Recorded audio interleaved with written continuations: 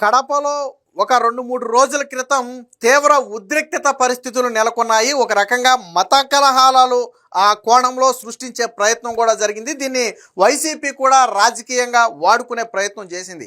అయితే దీన్ని చంద్రబాబు గారు సీరియస్గా తీసుకున్నారు. సంబంధిత అధికారులకు ఆదేశాలు ఇవ్వడంతో పాటు అసలు దీని వెనక ఉన్న ఏంటో కుట్ర కోణాన్ని ఛేదించాలి అని చెబితే పోలీసులు రంగంలో దిగి సీసీటీవీ ఫుటేజ్ ఆధారంగా కొంతమందిని గుర్తించిన తర్వాత తెలిసింది ఏంటి అంటే దీని వెనక వైసీపీ కుట్ర ఉంది.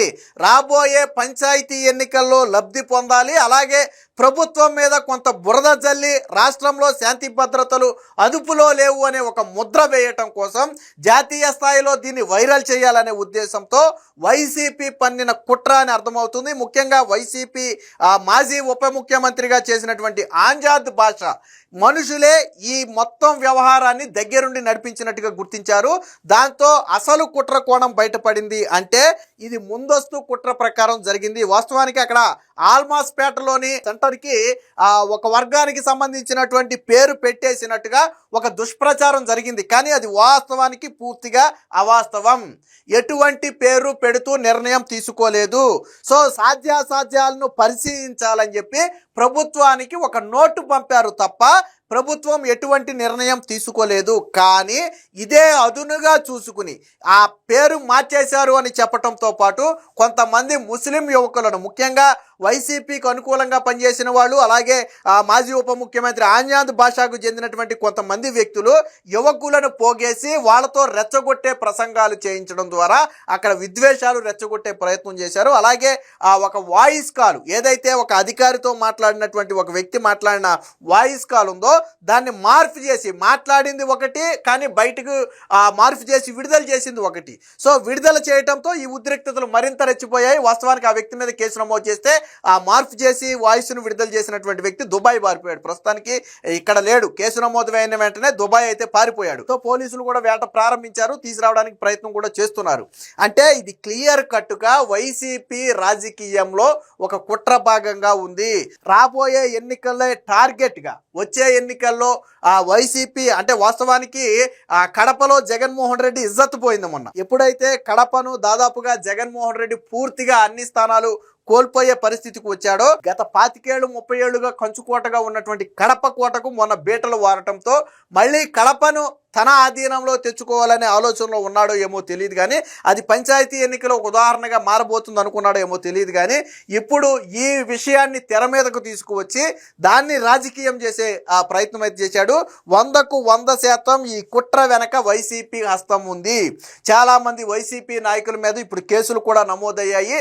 అందరి మీద విచారణ చేస్తున్నారు. ఇంకా సీసీటీవీ ఫుటేజ్ల పరిశీలన కూడా జరుగుతుంది. ప్రధానమైనటువంటి కీలకమైనటువంటి వ్యక్తులందరూ కూడా ఆంజాద్ బాషా మనుషులేనని చెప్పి పోలీసులు తేల్చారు. కడప కలెక్టర్ కూడా మనం చెప్పారు ఈ ఉద్రిక్తతల వెనక కుట్ర కోణం ఉందని చెప్పి తేల్చారు అని చెప్పి స్వయంగా కడప కలెక్టర్ కూడా దీని మీద ఒక వివరణ అయితే ఇవ్వడం జరిగింది.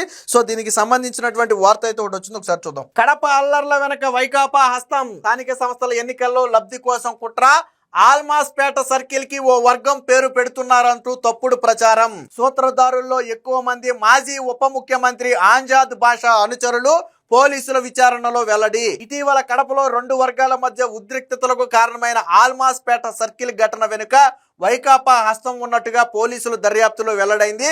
సున్నితమైన అంశాలపై ఘర్షణలు రేకెత్తించి స్థానిక సంస్థ ఎన్నికల్లో లబ్ధి పొందేందుకు వైకాపా కుట్రకు తెరదీసినట్టుగా భావిస్తున్నారు. ఆల్మాసపేట సర్కిల్లో ఈ నెల 9వ తేదీన 2 వర్గాల మధ్య రాళ్ల దాడులు, పోలీసులపై దాడి వెనుక వైకాపా నాయకులు, సానుభూతి పరుల ప్రమేయం ఉన్నట్టుగా నిర్ధారించారు. వైకాపా నాయకులు ముందస్తు వ్యూహంతోనే పూరితంగా ఉద్రిక్తతలను ప్రేరేపించారని గుర్తించారు. ఈ ఘటనలో పాల్గొన్న వాళ్ళు అత్యధిక మంది మాజీ డిప్యూటీ సీఎం ఆంజాద్ బాషా అనుచరులను తేల్చారు. వారిలో కొందరిని సీసీటీవీ ఫుటేజ్ ఆధారంగా పోలీసులు అయితే గుర్తించారు. సో సర్కిల్ పేరు మారుస్తున్నట్టుగా తప్పుడు ప్రచారం. వాస్తవానికి ఆల్మాస్పేట సర్కిల్ పేరు మార్చాలని ఎటువంటి నిర్ణయం జరగలేదు. కేవలం దాని మీద ఒక నిర్ణయం తీసుకోవాలని చెప్పి రాష్ట్ర ప్రభుత్వానికి నోటు పంపారు తప్ప మార్చినట్టుగా ఎక్కడా లేదు. కానీ దానినే మార్చేశారు, పేరు మార్పు ఆల్రెడీ అయిపోయిందని చెప్పి విష ప్రచారం చేయటంతోనే ఈ ఉద్రిక్తతలు అయితే చెలరేగాయి. ఈ తప్పుడు ప్రచారాన్ని కూడా ఒక కుట్ర భాగంగా కావాలని ఉద్రిక్తతల విచిత్రం ఏంటంటే మార్చారు అని సోషల్ మీడియాలో ప్రచారం చేయగానే మార్చేశారని మనం నమ్మేయటమే తప్ప అది వాస్తవమా కాదా, అధికారికంగా ప్రభుత్వం ఏమైనా వెల్లడించిందా, ఎవరు చెప్పారు, కలెక్టర్ ఏమన్నా చెప్పాడా, కమిషనర్ ఏమన్నా చెప్పాడా, ఇలాంటి ఏమీ లేవు. సోషల్ మీడియాలో వీళ్ళు గ్రూపుల్లో వైరల్ చేసేసారు, మార్చేశారు మనకు అన్యాయం జరిగిందని. దాంతో అది నిజమేననుకుని రెచ్చిపోయారు. సరే, కుట్ర కోణంలో భాగంగా ఇంత చేసినప్పటికీ కూడా మనం కూడా కొంత ఫ్యాక్ట్ చెక్ చేసుకోవాలి కదా. ఆవేశపడిపోయి ఈ రోజు కేసులు పెడితే ఎవరికి నష్టం? వాళ్ళు ఏదో ఉద్రిక్తతలు రేకెత్తించారు, అదంతా తప్పుడు ప్రచారం, మీరు నమ్మి దాడులకు వెళ్ళారు. ఇప్పుడు కేసులు పెడితే ఎవరి భవిష్యత్తు నాశనం అవుతుంది? కనీసం కొద్దిగా కూడా ఆలోచించకుండా ఇరు వర్గాలు కూడా అంతే ఆవేశంగా మీద పడ్డాయి. కడపలోని ఆల్మాస్పేట సర్కిల్కు ఓ వర్గం పేరు పెట్టారని నగరపాలక సంస్థ నిర్ణయించినట్టుగా కొందరు వ్యక్తులు తప్పుడు ప్రచారం చేయటం ఉద్రిక్తతలకు కారణమైంది. పోలీసుల విచారణలో తేలిన వివరాలు ఇవి. కడప కార్పొరేషన్ 5 ఏళ్లు వైకాపా చేతిలోనే ఉంది. చివరి వరకు కూడా పేరు మార్పు ప్రతిపాదన చేయలేదు. ఫిబ్రవరి 10వ తేదీన జరిగినటువంటి చివరి సమావేశంలో ఓ వర్గం పేరు పెట్టాలన్న ప్రతిపాదన తెరపైకి తెచ్చారు. అందుకు సాధ్యాసాధ్యాలను పరిశీలించి అనుమతులు ఇవ్వాలని చెప్పి ప్రభుత్వాన్ని కోరుతూ, అంటే నిర్ణయం ప్రభుత్వాన్ని తీసుకోమని చెప్పి ప్రభుత్వానికి ఆ నోటు పంపారు. అంతే తప్ప పేరు పెట్టాలన్న నిర్ణయం జరగలేదు. కానీ పేరు మార్చాలని తీర్మానం చేసినట్లుగా ఇటీవల కొందరు సామాజిక మాధ్యమాల్లో తప్పుడు ప్రచారం చేశారు. మహమ్మద్ ఆలీ అనే ఒక వ్యక్తి ఇన్ఛార్జ్ కమిషనర్ గా ఉన్నటువంటి అంటే అక్కడ కడప ఇన్ఛార్జ్ కమిషనర్ గా ఉన్నటువంటి రాకేష్ చంద్రతో ఫోన్లో మాట్లాడుతూ ఆ పేరు పెట్టకపోతే తామే పెట్టేస్తామని వాదనకు దిగారు. పేరు కార్పొరేషన్ పెట్టాలే తప్ప మీరెలా పడతారు అని చెప్పి రాకేష్ చంద్ర, ఆ కమిషనర్ ఎవరైతే ఉన్నారో ఇన్ఛార్జ్ కమిషనరు, ఆయన వాదించారు. అయితే వాయిస్ ని ఎడిట్ చేసి పేరు మార్పుకు ఇన్ఛార్జ్ కమిషనర్ అంగీకరించినట్లుగా దాని ప్రచారం. ఆయన ఏమన్నది ఏంటి, పేరు మార్పు అనేది మీరు నేను పెట్టేది కాదు, అది మున్సిపల్ కమిషన్ పెట్టాలి అది, సో మీరు ఎలా పెడతారు అని చెప్పి ఆయన ప్రశ్నిస్తే, లేదు మేము పేరు మార్చేసామని ఆయన చెప్పినట్టుగా ఒక వాయిస్ని అయితే క్రియేట్ చేశారు. సో దీంతో కేసు నమోదు చేస్తే ఆ వ్యక్తి ఆలీ ప్రస్తుతానికి దుబాయ్ అయితే పారిపోయాడు. అంటే ప్రతిదీ ఫేకే, వీళ్ళు చేసిన ప్రతిదీ ఫేకే. సో ఆ వాయిస్ని రికార్డ్ చేసి దాన్ని మార్పింగ్ చేసి వాళ్ళకు అనుకూలంగా మార్చుకున్నారు. అందుకనే వీళ్ళు రెచ్చిపోయారు. పోలీసులు ఎవరెవరిని గుర్తించారు అనేది మనం ఇక్కడ ఒకసారి చూస్తే, వైసీపీ యువజన నాయకుడైనటువంటి బ్లూ డైమండ్ లాడ్జ్ యజమాని అయినటువంటి సయ్యద్ అహ్మద్ బాషా గొడవకు ప్రధాన కారకుడిగా పోలీసులు భావిస్తున్నారు. ఆయన రోజంతా ఘటనా స్థలంలోనే ఉండి అన్నీ తానై నడిపించాడని గుర్తించారు. ఒక 50-60 మందిని సమీకరించి సర్కిల్పై నిలబడి రెచ్చగొట్టే ప్రసంగాలు చేయటం వల్లే యువత రెచ్చిపోయి రాళ్ల దాడికి దిగారని చెప్పి నిర్ధారించారు. ఇక రెండో వ్యక్తి ఎవరంటే వైకాపా పట్టణ నాయకుడైనటువంటి జమీల్స్ మొబైల్స్ యజమాని అయినటువంటి జమీల్ సోదరుడైన షేక్ మహమ్మద్ జాకీర్ హుస్సేన్. ఇతను ఒక 30 మంది యువకులను తరలించడంలో కీలక పాత్ర పోషించినట్టుగా తేలింది. అలాగే మాజీ ఉప ముఖ్యమంత్రి ఆజాద్ బాషాకు అనుచరుడైన షేక్ బిలానీ ఈ అల్లర్ల వ్యవహారంలో కీలకంగా వ్యవహరించాడని పోలీసులు గుర్తించారు. ఇక చిలకల బావికి చెందినటువంటి వైకాపా సానుభూతిపరుడు జాఫర్ ఆందోళనలో ప్రత్యక్షంగా పాల్గొన్నట్లుగా కూడా నిర్ధారించారు. ఇక వినాయకనగర్ సర్కిల్లోని స్పేర్ పార్ట్స్ వ్యాపారం చేసే హైదర్ వైకాపా సానుభూతిపరుడు. ఇతని సోదరుడితో కలిసి గొడవలో చురుగ్గా పాల్గొన్నట్లుగా సీసీటీవీ ఫుటేజ్ ద్వారా గుర్తించారు. ఆమ్జాద్ బాషా ప్రధాన అనుచరుడైనటువంటి షేక్ మహమ్మద్ సోహెల్ పఠాన్ యువతను సమీకరించి గొడవను పెంచేందుకు అంటే మొత్తం అందరూ కూడా వైసీపీ నాయకులు సానుభూతి పరులే.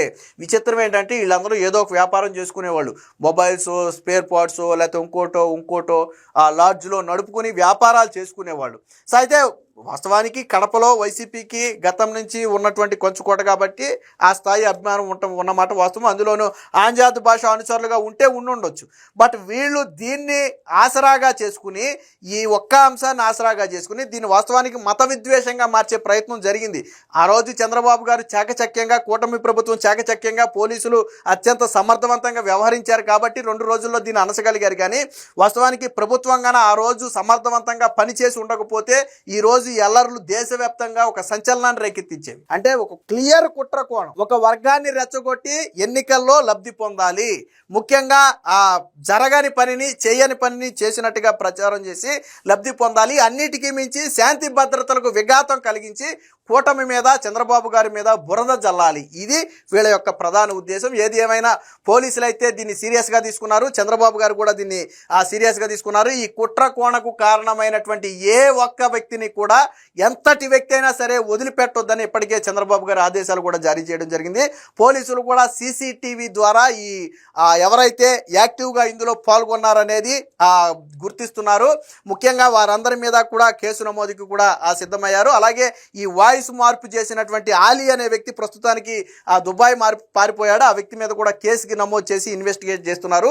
సో దీని వెనక ఇంకా ఎవరు ఉన్నారు అనే కుట్ర కోణం వెనక, అంటే పొలిటికల్గా ఇంకా ఎవరైనా పెద్దల ఇన్వాల్వ్మెంట్ ఉందా, దీని అసలు ఈ వార్తలన్నీ కూడా ఎక్కడ సృష్టించారు, దీనికి సృష్టికర్త ఎవరు, అసలు దీనికి పురుడు పోల్చింది ఎవరు, ఈ ఆలోచన ఎవరిది, ఈ కోణంలో కూడా పోలీసులు అయితే విచారణ చేస్తున్నారు. మొత్తంగా కడపలో జరిగినటువంటి ఈ ఆల్మాస్పేట అల్లర్ల వెనక 100% వైసీపీ ఉంది అనేది ఇప్పుడు పోలీసులు చెప్తున్నటువంటి మాట.